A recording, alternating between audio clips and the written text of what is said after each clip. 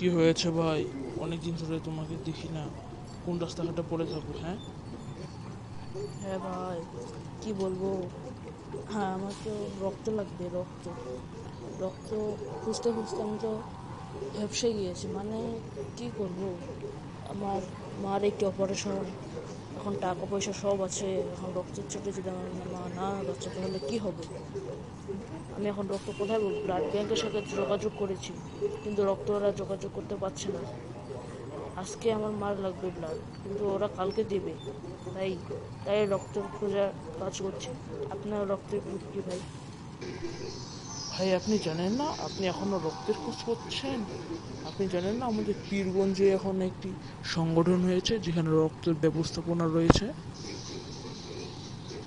হ্যাঁ ভাই, কোন সেই সংগঠন? আমি তো কোনো সংগঠনের ব্যাপারে জানি না।